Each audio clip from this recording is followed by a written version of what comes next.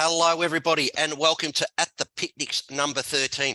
We've got a very special guest this week, Danny. We have got the president of the Dederang Racing Club, Marcus Goonan. We'll get to him shortly and talk about their massive event they've got coming up this weekend. We'll quickly talk about last week, Danny, and of course, this show is brought to you by Picnic Bet. We love Picnic Bet. Download the app today. Last week at Woolamai, Danny, Sean Cooper rode another double, and he shot. Came out and kicked our bums again.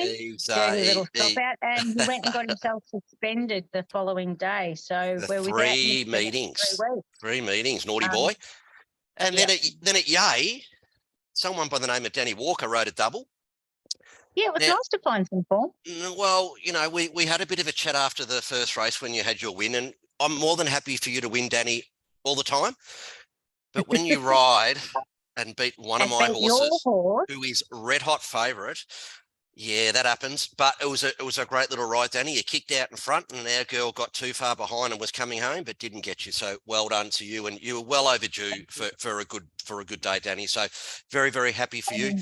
And I was wrapped, and it's always good to get one up for Gordy. He's been a very good and loyal supporter of mine for a very long time. And I was fortunate enough, Mel McDonald handballed me the one in the last. She rides the horse track work, and Gary wasn't sure whether he was going to go or not. So Mel was committed to another ride, and I was very fortunate enough and shouted drinks for everybody after the last instead. This time it was my turn. So good on you, Danny. Good weekend. Thank you. Awesome. No worries. And a big shout out to our old friend Jack Vergona. He's not well at the moment, Jack. He's got glandular fever, and if anyone's ever had that, and I had it when I was about 19, 20, and it is an awful thing to get, and sometimes it can take a very long time to get over. So all the best, Jack. Get in the saddle real soon, mate. We're missing you. Take care, mate. Rest up while you can, because that's the only way to really get these things cured. Rest and plenty of good food and resting is the only way to get through it. So we hope to have him back soon. But yeah, it's been he is missed because he's quite the joker of the joint too. So we all love Jack, and a very, very polite young man as well. All right, Sean Cooper's on 22, Melinda McDonald's on 12, Tyson Barton's on 9. Here's a chance for people to catch Sean, not having a ride for 3 weeks. Somebody could get a treble or something, would be quite nice. And in the trainers, Don Dwyer had a winner in the last at Woolamai, so he goes to 9, and Troy Kilgour was on 8. So that's still nice and close. I tell you what, it's been a really good contest between the trainers this year. They've certainly kept us all entertained with what's sort of going on, and all getting a fair spread of the point and win. So it's been really good to watch that unfold this year, and I think it'll continue. There's a lot of meetings left, and a lot of horses still going around, and a lot of horses coming back into the filtering back into the season. So it's going to be really interesting and go down to the wire, I'm tipping. And in saying that, Danny, and I'm not just saying this because I'm a part owner, but last year, all too credit, the Picnic Horse of the Year is returning to the Picnics this week in the Dederang Cup. So good to see him back. He ran a nice fifth at Wodonga last week. So, you know, and Marcus will say in a minute that even though it's 1,600 metres at Dederang, it's more like a 2,000 metre race because at the end they run up the hill. So we're going to introduce our first guest, Marcus Goonan. Firstly, thank you for joining us, Marcus. Now, there was a little bit of talk earlier in the week that it wasn't going to go ahead. There was part of the track that had sunken or something. You can probably obviously give us more information on that. And there was a bit of talk that if it wasn't going to be on, it was going to end up at Hillsville. Wow. That's a lot more than I know, to be honest. Yes, that Chinese whispers. I thought that's what it was. There's been some amazing rumours go around. No, so what happened was that we had our track inspection delayed by a month. So that meant the track inspection happened last week. And as they were doing that track inspection, they happened to look at one of the culverts that, to be perfectly honest, from a track point of view, we would drive over 100 times and not even look at. And asked us to put a camera down it, and there were some holes in it. So we've replaced, so they have sent up, and like, I can't speak highly enough of country racing. Anyone that wants to know an institution and has down on the racing industry. Like, the reality of what they've done for a small cricket club like us over the last 4 days to replace that culvert, get evergreen turf up here, re-turf the area, and is just phenomenal. And yeah, as I said, I can't speak highly enough. The stewards had a look this afternoon, so they're comfortable for horses to go over it. So be a few horses go over it tomorrow, and we'll get the all clear, and we're right to go. So no concerns this end. Fantastic, Brilliant. Marcus. That's great to hear. Now, when the stewards come up today, did you take down an esky and offer them a couple of beers? Yeah, well, Michael's off the beers, so that didn't help me out. But Henry was there, and he was definitely I was going to say, chugging down was a few. Henry there? Henry's wonderful and recovering from back surgery, was it? Yes, he had a driver, which I think he's quite enjoying, and playing off possibly as well. But yeah, no, look, but like it's you know, it is all about the safety of the horses and the jockeys, and you know, Danny's come off one here before, and I was shattered about the track or anything else. It was just a No, very unfortunate that's incident. right. You know, we don't want to see anything like that happen. Yeah, I only had my first experience up at Dederang, well, it'd have to be 3 years ago now. My first year up there, I won the cup with Georgie Boucher's horse Abington Threat. The next year, unfortunately, I came to grief. Last year, I got a winner up for good old Gordy again. And we're back this year, and I'm bringing a couple of horses up with me. And I can't, for a once-a-year meeting, and you guys used to be later in the year, and you always used to get baked. The heat would always get to you. But the beautiful big trees and everything else, it's such a unique track with a beautiful backdrop. We're not in the hills, we're at the base of them looking out to them. And it's just a bucket list item for the picnic circuit. It's a brilliant place, very unique racing conditions. Massive uphill straight, like it really tests the stamina of the horses at the end of the race. But the hospitality up there is just brilliant. It's second to none. And there's always a band or somebody singing. Food's fantastic. And the hospitality is amazing. I've heard the pub after party is also legendary. And this year myself, my husband, and a couple of travelling partners with horses running as well, we're coming to camp. So God help you all. Well, a few weeks ago, to everybody watching, Marcus heard we talked about Dederang coming up, and he contacted me and said, you know, I'd love you to come up, Paul. I'll give you a couple of tickets. So when I said to people, I'm going to Dederang, all these people are going, you are going to have the best day. And good old Ben Spall, I was talking to him at Yay on Sunday, and he said, you are going to have the best time there, Paul. It is the best track. The people on the committee are just wonderful. You are going to just have the best day. So I'm really, really looking forward to it, mate. And I'm very lucky that Danny's got one of my horses in. Thank you, Danny. And of course, all two credits in. So it's going to make the day even better, mate. And you probably don't want an outsider coming in to win the cup, mate. But sorry, mate, I hope we do. No.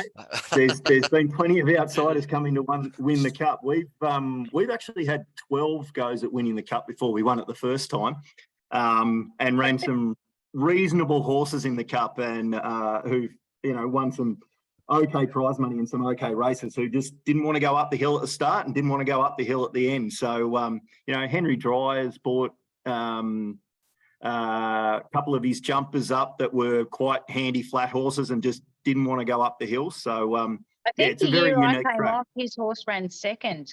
It did, and it was a very smart-ass ride by whoever rode it, and it should have won. But anyway, I reckon it was Lee Taylor, I think, because he unfortunately also had to drive my ute home. And I reckon the year that I won it, I was probably close to the outside of the field, and I beat Tiger and Max Keenan, who'd had 2 or 3 winners on the day, and their horse had been backed in a solid favourite as well. It's such a track of upsets for some. And I think I put it down to purely the fact that it's such a unique circuit.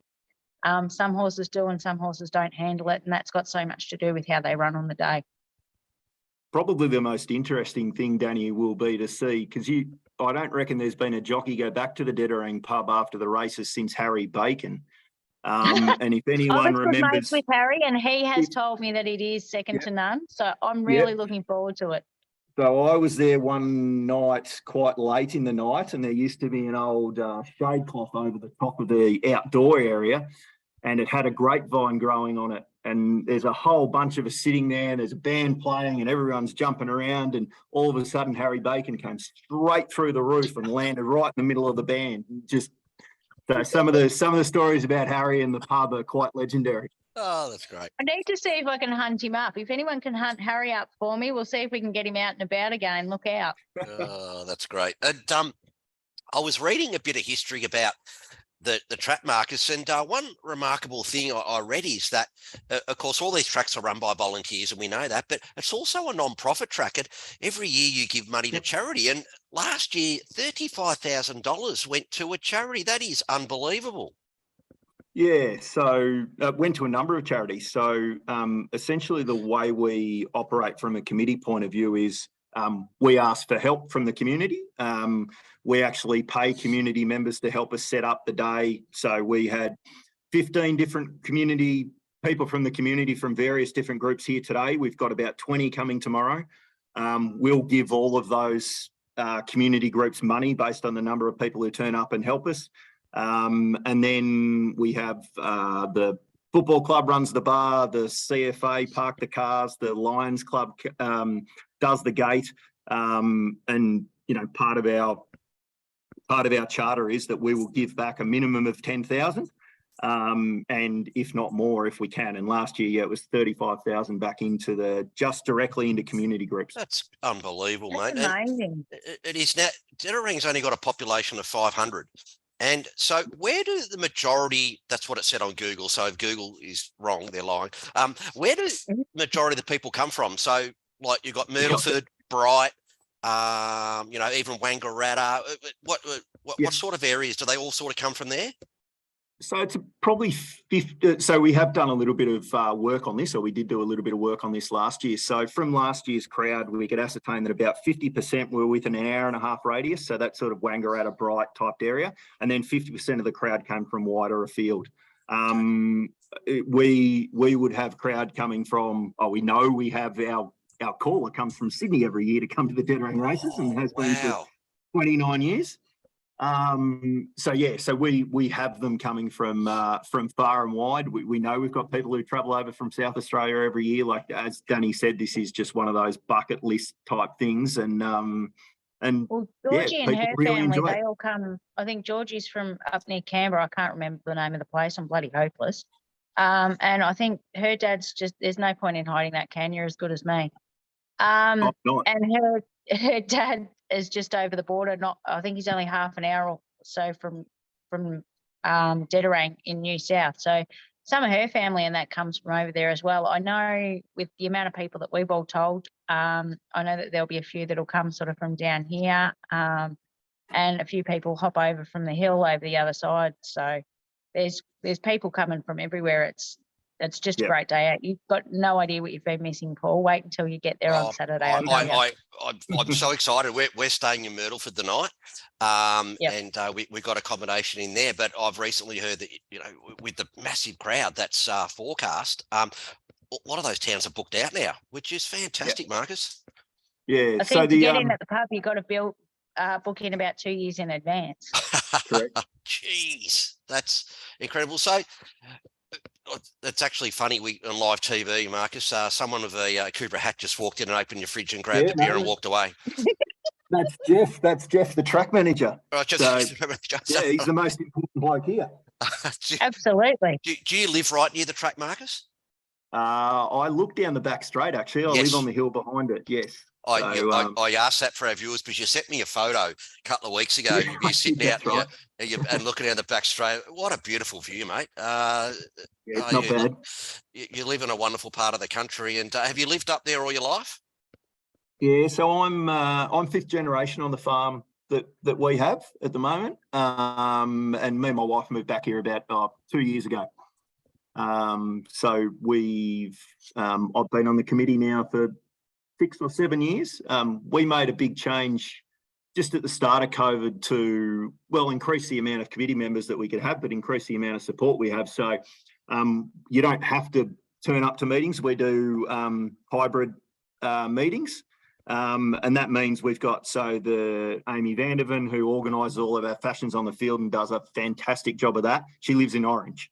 My brother, who organises all of the trainers and stuff, he lives in Bowen Heads. So it just enables us to have connections with people who are still really passionate about Dederang and grew up here, but can't be here. And with technology that we've got today, we've managed to move forward.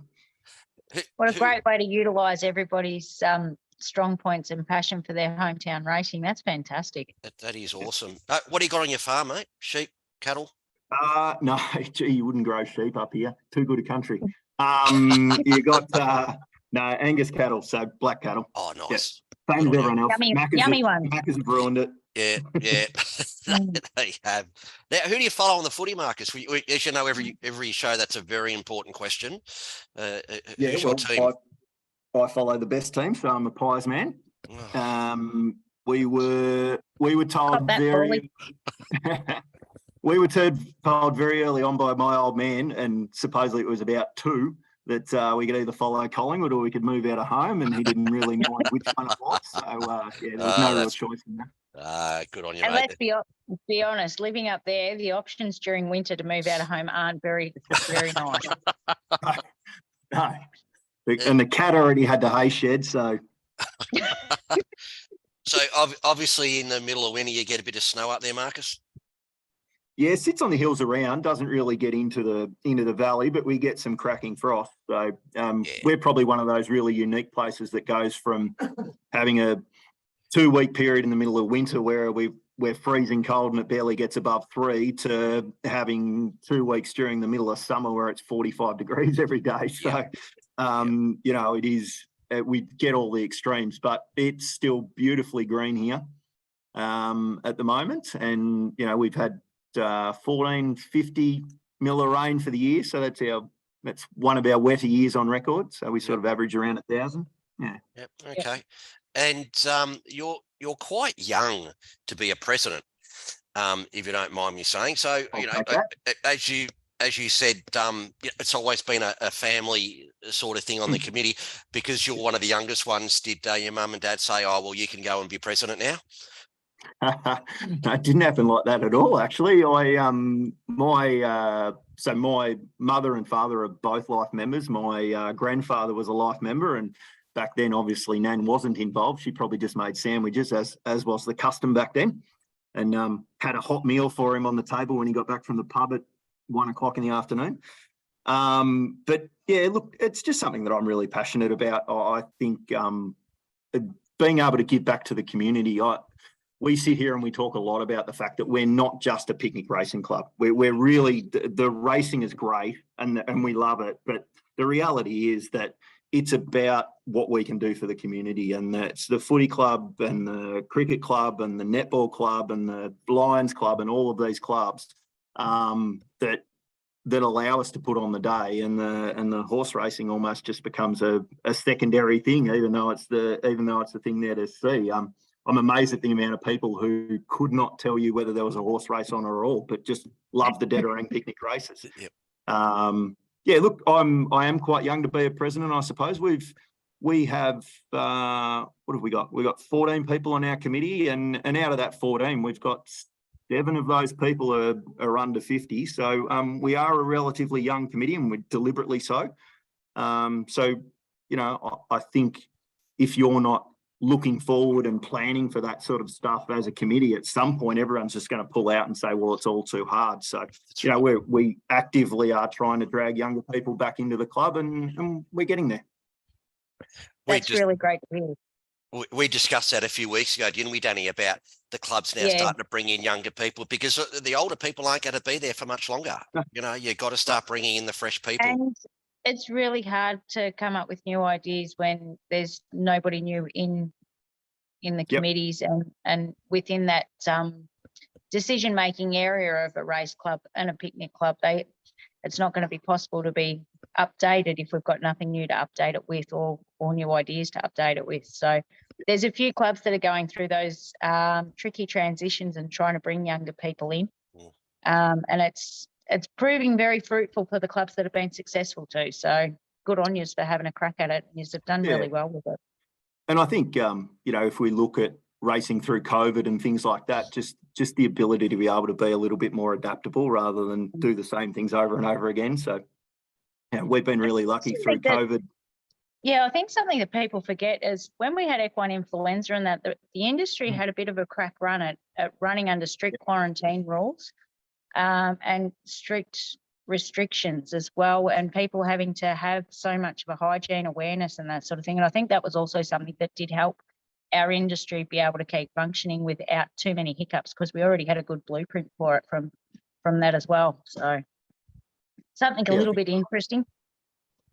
So you race there once a year, Marcus. So the track's there. Is it shared with something else? Is it like a lot of these tracks are shared with golf courses and stuff like that? Yes. So there is a golf course that runs in and out of the track. Yes. There's also, so we sit on the Dederang Recreation Reserve. So we've got tennis courts here, netball courts, football ground, cricket ground, or 2 cricket grounds, bowls club, and then the race club and the golf club. So yeah, the golf club kind of weaves in and out of the track. But we maintain the track year round, so we actually don't cut it for hay or do anything like that some of the other once a year clubs do. We actually mow it once a month, and that just gives us a little bit of a better racing surface. So yeah, good stuff. How's the football and netball club been going? Has there been much success there the last few years? Went quite well last year, got through to an elimination final in the seniors, and I think, a qualifying final in the seniors, and went out in the elimination final. The netball struggled a little bit, but numbers are fine, and the football numbers are good. So we're a combined team with Mount Beauty, which is that's what I thought. Yep. Valley. So yeah, when it used to be Dederang, they were the Dederang Dragons, and we're actually that's what our colours are modelled on. Our race colours are modelled on that. So they're the green with the white V, which was the old Dederang Dragons colour. Nice. Yeah. Oh, ripper. and what's the footy club now? They're with Mount Beauty. What are they? The Bombers. The Bombers. And they wear Essendon jumpers? Yeah, with a different logo. With Okay. a big bomber coming through the front of it. So something a little bit different, yeah. But I think probably the most successful club would be the Bowls Club. They're flying at the moment. So yeah. You got good pensioners up there, mate. Well, it's actually quite a young crowd. So they play 2 nights a week as well as on a Saturday. And they're off. Yeah. And you can drink and do it. Everyone thinks you look at the Olympics. Actually, no, the Commonwealth Games when they've got the bowls. They're all people in their 30s, 40s now. It's interesting. All right, we've just got 10 minutes left, Danny. So I'm sure you want to. It was Mick Malloy that brought it back on Unfashionable. Crackerjack. Yes, it was. Since Crackerjack, everybody's got in on it. They figured they can have a beer, have a bevy, and have a bowl. He bowled his flipper. That was fantastic. All right, we've just got 10 minutes left, Danny. I'm sure you've got a few quick questions there for Marcus. Look, a couple. So, Marcus, you've been involved in racing and that. So, what have been some of your favourite memories and favourite horses that you guys have had with it, not just yourself, but with your family? Look, we have 2 horses that really stand out. We had Mr. Somerville, who won a Dederang Cup after a lot of trying, and that had a huge group of owners that were all here, and we absolutely destroyed the pub that night. I'm unclear how we were allowed back in, but that was really memorable. And we had some great photos of my youngest brother riding the horse on our front lawn back when Trevor Sutherland was training. And then probably the most memorable one to me is a horse called My Dear Friend, which we bought just after my dad passed away with my family and a whole group. And he's probably the best horse we've ever bought to Dederang, and he couldn't get up the hill, but and she's just retired back onto the farm now after putting out a few foals. So they're my 2 fondest.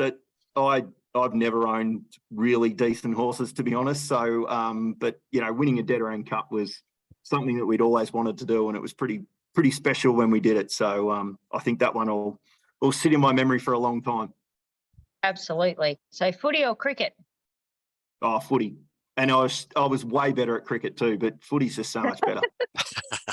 Do you still play? I gave up.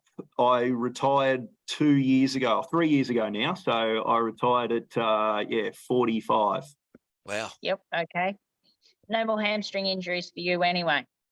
I actually did one at the gym about 3 weeks ago, Danny, so don't mention that. Gee, sorry. Nothing worse, is there? Are we going to see you on crutches on Saturday, Marcus? Oh, no, I didn't do it that well. No, Okay. Thank I goodness. don't move that fast anymore, Paul. I'd hate to try and get up that straight with a hammy injury. Jesus Christ. Yeah, should be tough, wouldn't it? Bloody oath. So beer, wine or spirits, in saying that, we see you drinking a Great Northern, so I think that gives it away a little bit. Oh, I'm definitely much more of a wine person. I like Really? I like my natty wines, my little light reds and stuff. I'm a little bit hipster in that way, I think. Bit partial bit to it. woke. You obviously don't wake up with a headache. I do if I drink wine. No. Well, the whole idea of natural wine is you're not meant to have as great a hangover, but I think it still just depends on the actual amount that you drink. I think that's probably the deciding factor. That might be my problem. I need to pull up earlier. Not this weekend. Nah, there won't be any holds barred. You'd be on for young and old after the races. So obviously from coming up that way, you've probably done the mountain rides and all of those sorts of things. Have you ever been to the Stockman's race and ridden in any of them? No, we used to do a lot of cross-country racing when we were kids and had horses, but no, never did that one. This was actually Dederang's always been quite a horsey area, so there was quite a lot of endurance riding and those sorts of things, so I participated in all that. But I think moving to Melbourne, you kind of just move away from those sorts of things. And the two horses, Paint and Toffee, they were too old to ride by the time we got back. So fair enough. So what did you do when you moved out of Dederang and moved down to the city as such? So I'm a boilermaker by trade, and then I moved into civil construction. So I ran a civil construction company for a good mate of mine for a number of years before moving back here. I don't know. I quite enjoyed Melbourne, to be honest. I don't. There's not much I absolutely miss, but I must admit, just being able to wander down the road and go to a pub with a pub tab and put on a couple of bets on a Sunday afternoon and have a Palmer is one thing that I do miss a little bit about living up here. But then I get to see that view you were talking about before, Paul, and it kind of pretty much fades away pretty quickly. So, which part of Melbourne did you live in? I lived in Burnley most of the time. So the riser was my home away from home. I used to love going across to the riser and sitting out the back and sitting with all the old blokes. So you lived around the corner from the MCG, but you just couldn't end up, I reckon, for Richmond. No, well, I played football and coached them to a grand final actually one year. The only other football club in Richmond. So there's a club called Richmond Centrals. Yes. And I'm actually a life member there. Wow. And so I played a number of years there and then came back and coached them just before the last year before I left Melbourne. I coached Richmond Central. So that was great. Yeah, really enjoyed it. Good to see you got some Richmond blood in you. Now, mate, our good friend Chris here, he's coming up on Saturday. I was going to ask if you were bringing him for a car drive. Well, he's your responsibility. He's a bit annoyed because Marcus never contacted him. And look, when you said you like a red, that's why he just quickly come over. He wants to have a glass of or share a bottle of red with you on Saturday. Now he wants to go in fashion of the fields. Is that all right? Excellent. He's absolutely fine. He's just concerned that people are going to hold it against him that he's famous, that he's allowed to win. If he's the best dressed, is he allowed to win? Look, the reality of being at Dederang is no one knows who Chris Hemsworth is, so he'll be completely fine. But he can come to the pub afterwards, and he's your responsibility. Yes, that was it. I'm gone. I'm out. Well, after he's had a few reds, mate, I don't want to know him. I don't want to know him. No. You need to ensure if you want him back, you need to ensure that you take him with you. No. He can with stay a face with Marcus. like that, he's going to get whacked at the pub anyway, so I wouldn't take him down there. I think the ladies won't be hanging around him, Marcus. No, he'll get whacked. It'll probably someone from Kiwa or Talangata. That's usually where the punches start. And then maybe a bloke from Midder will jump in after that. Well, his head's already a little bit floppy as it is, mate. So they give him a good whack. It's probably going to come right off. So Look out, Marcus, we'll have to keep the cameras out, and we'll give everybody a photo update of how Chris's weekend goes with Dederang races. I tell you what, I'll put him in the car and bring him up. And I tell you what, if I'm in Make the right sure he's mood, got a good dress for Fashions on the Field then, okay? I'll put something on him. And I tell you what, if you don't mind, Marcus, for a bit of a joke, when they've got Fashions on the Field, I'll take him up on stage, mate. Is that all right? If you can get him up there, mate, that's fine. The Fashions on the Field is actually pretty hotly contested because there's upwards of $5,000 worth of prizes on offer. Geez, so it's get the suit out, mate. It's not necessarily you want the a pretty snazzy suit to be competitive up there. Now, I'm actually getting an evil stare now from my wife. She's actually just taken Chris. I don't think I'm allowed to take him Saturday, but we'll have a chat about that later. So we'll see how we go. Marcus, you're a legend, mate. I really appreciate you joining us. Thank you so much for inviting us up there. I cannot wait, mate. It's going to be a lovely day and night. And good luck on Saturday. By all the reading I've done, you've already got a massive crowd booked in, mate. And again, if anyone's looking to come, what do they do? Just go to your website and purchase a ticket? Turn up on the day, mate, and buy the tickets at the gate. We'll have plenty of tickets at the gate. Perfect. There's no dramas there. And there's no problems getting into the pub because if the pub's too full, it just spills out onto the road. It's fine. And there's not enough traffic on the road to panic about it. And the coppers are normally not far away because they're having a feed there as well to say hello to the locals. It is an absolute ripping weekend. I can't wait to spend the weekend up there. Fantastic. And Marcus, I can't wait to catch up with you and your family again. It's going to be a great day out, and the weather looks sensational. Thanks, Picnic Bet, and anyone who's thinking about it, make sure you get down there. It's a great time away. Thanks, Marcus. Look forward to having a beer with you, mate. No worries. Thanks, Paul. Thanks, Danny. guys. See you later. Thank you. Bye.